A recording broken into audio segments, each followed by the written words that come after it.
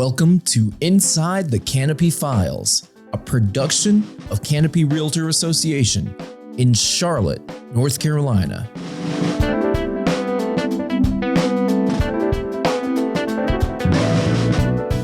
The Code of Ethics of the National Association of Realtors is universally recognized by lawyers and laymen alike as the measure of professionalism in real estate.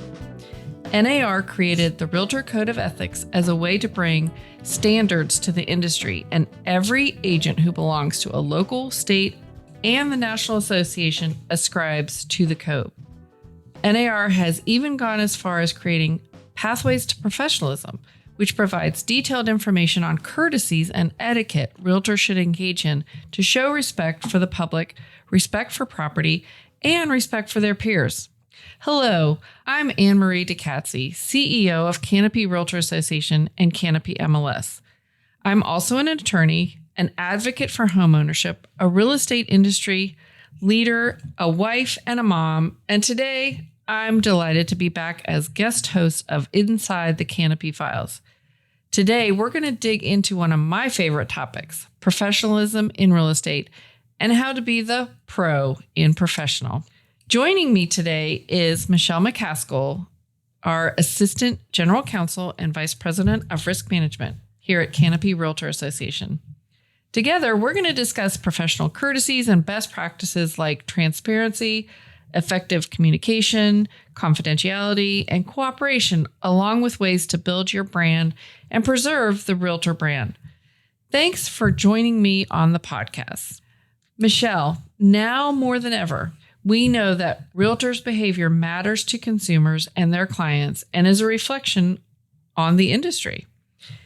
In researching this podcast, I came across a blog post from a few years ago where industry steward and influencer Stefan Swanepoel was quoted as saying, "I have publicly supported and encouraged a continual uplifting of the educational process and the professionalism of the real estate brokerage industry in most of my last 16 books and reports. The time has come for a big change. I think a significant game changer type shift is now required. Otherwise, we may, as an industry, slip further and further downhill until one day others outside the industry will find a new solution that may not include the real estate agents as we know them today." This kind of struck me because the blog post was actually from 2016. And at the time, this blog post was citing recent statistics from a poll regarding the public perception surrounding real estate and the overall professionalism of agents. The post was essentially calling for raising the bar in the profession. But this conversation isn't new, and the fact that we're still talking about professionalism tells me that this is a conversation we will continue to have because as the industry changes and technology and markets continue to shift, this conversation remains relevant. So here at the association, we really always try to distinguish the difference between a real estate agent and realtors. And that difference is that the realtors adhere to a strict code of ethics. The code of ethics covers a lot of areas, but unfortunately, it doesn't regulate or advise realtors on how to be professional. What are some things realtors should or should not be doing that could be considered to be unprofessional? Well, what I see as the difference between being professional and being unprofessional a lot of times comes down to common sense behaviors. Like, for instance, a professional realtor returns phone calls. They respond to requests for information. They don't go dark. They're not rude, condescending, lazy, disrespectful of others and of other people's times. It's common sense. Things like canceling an appointment with the listing agent if your client decides they don't want to see the home, or if you're going to be late to that appointment. So we get a lot of complaints about the lack of professionalism of realtors when it comes to just showings in general. And one topic that often comes up is regarding that showing block, the showing time block, and what that time block actually means. So if you have an appointment window, let's say from 1 to 2, is it okay to show up at 1:45 as long as you actually showed up and entered the home within your 1 hour block? Does that happen very often? And unfortunately, it really does. And a professional realtor would consider that another appointment might be scheduled for 2 p.m. So unless you can complete your showing and be out of the house within 15 minutes, you might need to think about rescheduling. That is a really good example of unprofessional behavior. Can you give some more examples on professional behavior? Realtors who are professional in general, they're going to be courteous, right? They're going to be patient. Buying and selling a home is not an easy thing. There's a lot of emotions involved, and a realtor does need to be patient with their clients and with the other realtors. Another complaint we get a lot is respect for other agents, respecting other agents' opinions, respecting cultural differences. You don't necessarily need to agree with everyone on everything, but you need to be respectful even when someone else has a different opinion. Are there any resources that can help members understand, really help them be more professional? Yeah, you actually mentioned in your opening the NAR's Pathways to Professionalism, which is a great document that can be found on nar.realtor. We also have our own version, which is the Canopy's Professional Courtesies document, which helps to address the best traits that realtors should exhibit in their everyday business practices. So definitely 2 documents that I would recommend agents download and review. That's great. And they can get those at our Canopy website? Yes, canopyrealtors.com. Great. So a lot of people don't realize that the industry often mediates conflicts that arise, whether peer-to-peer or that consumers have a course of action if they think their agent hasn't handled a transaction well. So when realtors have a conflict with one another, or if a consumer has a conflict with their realtor, what steps should they take to resolve the conflict? That's somewhat 2 questions in one, but I'll let you break it up between the 2 topics. Sure. So with regard to agent conflict, we recommend that the agents try to resolve the conflict directly with the other agent. And if that's not possible, if the agents are not the brokers in charge, which sometimes they are, is to engage your broker in charge and ask them to maybe reach out to the other broker in charge. And a lot of times the issues can be resolved at that level. But if they're not, we have several options available to both agents and the public. The first is a very informal service we call the Ombudsman service, which involves using one of our trained volunteers to basically be the informal go-between. So it's a very, very informal process. The volunteer is assigned to the case, we call it, and the volunteer will contact the complaining party, get the information they need to understand what's happening. They'll ask the complaining party what they would like to see as far as a solution to the issue. And then the volunteer will contact the other side and keep those lines of communication open and hopefully come to some sort of resolution. So that's the first option that's out there. So can anyone be an ombudsman? Yes, they can. We always are looking for new ombudsmen to serve in that capacity. They do have to be trained. And we have, actually the state association offers ombudsman training, I think twice a year. And it's usually a 2 or 3 day course. So it's intensive because we need to have agents who understand how to handle the situations. They're not the decision maker. They need to be very neutral. So we do need people to get that training behind them before they can just volunteer. So what other services are available to address conflicts? So we offer free mediation services, which is a little bit more informal than the ombudsman. Generally, mediation is used when there's a compensation dispute, but we have a little leeway. We can use it for other things as well. But in terms of mediation, which actually at our level is voluntary. So you can file for mediation, again, which is free. The other side may decline to participate, but there's another option for you if that doesn't work. But if we do get to mediation involves a neutral mediator. And it involves all of the parties sitting down together. So we're talking the agents involved, the brokers in charge, the mediator. And when I say sit down together, the beauty of everything we do at the association is we do it all virtually. So we don't need anyone to travel anywhere. We can do all via Zoom. And it really does a lot of times result in a resolution. And mediation is binding. So if there's a settlement, we reduce it to writing, all the parties sign it, and it works nicely for the parties. anything else? Yes. So again, like I said, if mediation doesn't work, then we move to the next level. Again, money, mediation seem to go hand in hand. But if they can't resolve through mediation, then we move on to arbitration, which is definitely more formal. There's a filing for arbitration. There's a fee involved. That request for arbitration will go to the grievance committee, who reviews it to decide whether we should have a hearing. And if they decide a hearing is warranted, then that will go to a hearing panel, who will have, it's basically a mini trial, I'll call it, with a panel of 3 who will decide whether or not the agent requesting compensation is actually entitled to that compensation. So the difference between moving to the formal arbitration versus mediation is, once you move to arbitration, really the decision is out of your hands. It's left to the panel to decide. Well, a lot of times conflicts aren't revolving around money. So there are other types of conflicts. So what are the options available then to consumers or other realtors? This is the one that is used most often. So consumers and agents can file ethics complaints.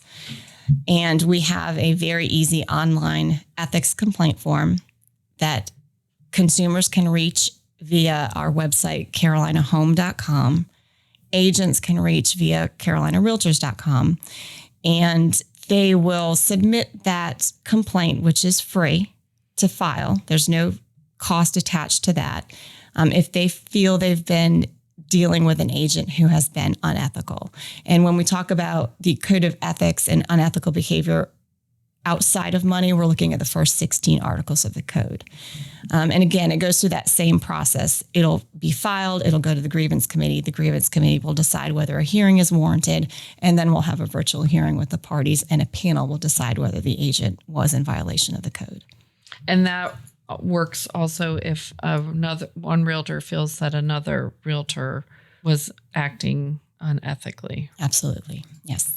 Well, what can realtors do to ensure they don't receive an MLS violation notice for something they've written? Well, we advise realtors the best course of action is to describe the property and avoid describing who the property is best suited for. Consumers really do care about the features of a house, not the extras that agents often put in the remarks field. So it doesn't matter if in the agent's opinion that home's perfect for an empty nester, when in reality it's perfect for the one who desires to buy it, regardless of their familial status or age. So stick to describing the property, and not even what's around the property, just the property itself. And there's probably a lot of realtors listening now who've gotten a courtesy notice from MLS as opposed to what they think is a violation notice. And it really is a courtesy notice. We're advising them to reconsider and remove certain language from the agent remarks section. We're not setting them to be difficult. We're really just trying to help protect our agents from having someone claim that they've been discriminatory in some way. And it could be purely perception of discrimination, but better safe than sorry. Absolutely. I'm going to throw you a curveball because this has made me think of love letters. And I think most of our listening audience knows what a love letter is, but can you explain what a love letter is and give your opinion on whether those should be utilized or not? Sure. So love letters really are something that a lot of buyers and even some buyers' agents think helps their buyer win the bid, so to speak. So they send a nice letter that describes how awesome they are, and they've got a picture of themselves and their family dog, and choose me over whoever else sent in an offer. So NAR, as well as us here locally, we've talked about this before, we would advise buyers agents to discourage your buyer from sending a love letter to the seller.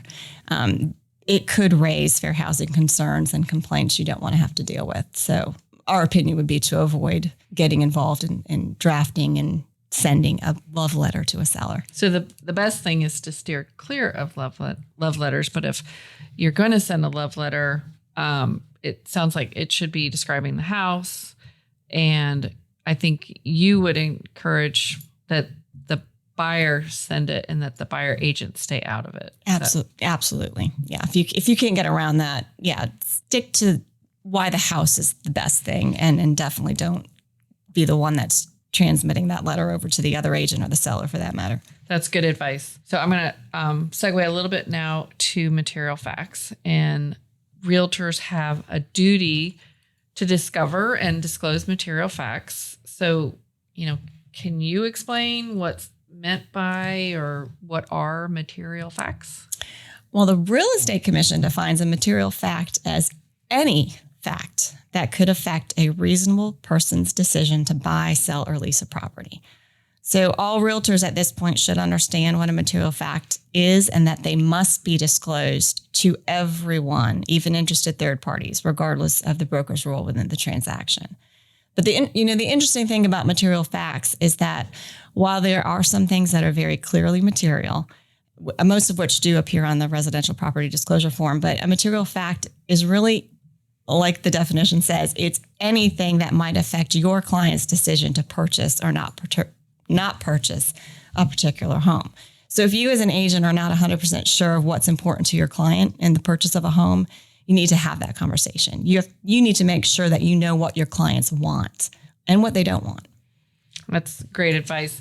So I think there's been an uptick in complaints. I'm not really sure. You can clarify, alleging a violation of Article 2 of the code, that pertains to exaggeration, misrepresentation, and concealment of pertinent facts. I wouldn't say there's actually been an uptick in filings under Article 2, but there have been a consistent number of Article 2 violations over a lot of years, which is why I believe the Real Estate Commission decided it was time to remind agents of what things constitute material facts that must be disclosed, and designed an entire update course, which talks all about material facts. So every agent who took the update course this year, but then did other things and didn't pay attention, should probably pull out their update course book and read it.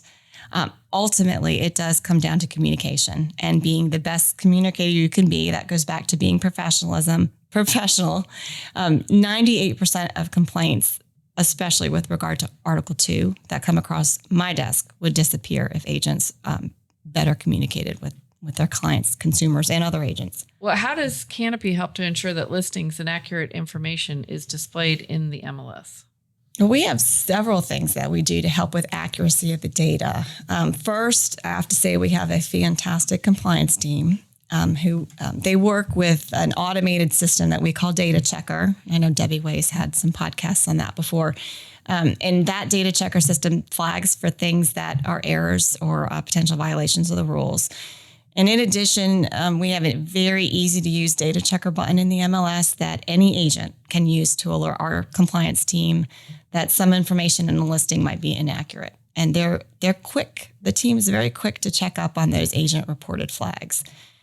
We also have rules in place that govern a process where once a firm or an agent has received a certain number of violation notices, we're going to require them, that agent and their BIC, to attend a hearing to discuss the repetitive errors and to address what that agent or firm should be doing to correct and eliminate the errors in the future. The result of those hearings usually comes down to additional training for the agent, whether that be a course on how to enter a listing or a redo of orientation and the rules, and a lot of times additional fines. So we take the integrity of the data in the MLS very seriously, and we want our members and our subscribers to help us ensure that the MLS has the best, most accurate, and up-to-date listing information for the agents and the public. Absolutely. Well, professionalism is also defined by how well a realtor can explain their value to their client, and how, I think you've spoken a lot about communication and the importance of communicating with your clients, but how can realtors really show their value to their clients? Well, there's so much a realtor does during the course of a transaction. I mean, NAR has an entire section on their website dedicated to helping the realtor understand how to show their value to the consumer. But it really does, again, go back to communication. Realtors really need to be sure they're fully communicating with their clients and guiding their clients throughout the entire transaction. And that means going over contracts your clients are signing, not just handing them off to the client and telling them to read it, but actually walking through the contract, making sure they understand things, making sure at first substantial contact, they're given the Working with Real Estate Agents brochure and you're explaining that brochure to them. We've had numerous complaints over the years from consumers who claim their agent didn't explain things. They didn't know what they were signing. And those complaints would be eliminated if realtors would just take that time to walk through the contract. Realtors are hired because they're said to be the expert. So they need to show that they are. They need to show the consumer their value. They need to understand the standard contracts. And if they don't understand it, to ask their broker in charge or someone for help so that they can understand it and explain it then to their client. They need to know which contracts to use in different situations. And they should really, I hate to say it, but not just communicate, but over communicate. They need to know their market stats in the areas that they serve. They need to know where to send their clients to find information and where they need to go to get information their clients might need. Because with all the information that's available on the internet, if clients are not getting the information they need from their realtors, they're going to go out and find it themselves. And the realtor does need to be the source of that information. I think that is a great answer and really demonstrates that realtors are professionals. It is a profession. To say that they are just sales agents really diminishes how much a realtor actually does for their clients. I think we have covered a lot of information today. And, are there resources that realtors, that more than you've mentioned that they should look at here at the association or online to either dispel some of the myths or the false narrative out there in the media, in addition to ensuring best practices as it relates to professionalism in our industry? There are numerous resources out there for realtors. We do have a lot of information on our website, carolinarealtors.com. The state association has great resources, risk management articles, Q&As from the legal department on their website. And NAR has a great website that I think every realtor should be looking at and reading through. And it's nar.realtor/competition. And that site contains key points, facts, articles, infographics on how realtors and local MLS broker marketplaces work to serve the best interests of home buyers and sellers. So I just think that realtors really do need to take some time to educate themselves and stay informed, especially about what's going on in the industry right now. Take advantage of their free subscription to Riz Media to read up on things that are happening in the news. Because the more you know as a realtor, the more you can share with your clients and the more value you're going to show to the consumer. Well, Michele, I cannot thank you enough for being here today to discuss this really important topic. And I want to go back to Stefan Swanepoel's quote and his core message that if we don't step up our game with professionalism, others outside our industry will find a solution that may not include real estate agents as we know them today. And I think you have, through your answers, provided a tremendous amount of information and resources that our members can and should take advantage of to make sure that they increase their professionalism. So thank you again for being here today. And thank you to our audience for listening. Thank you.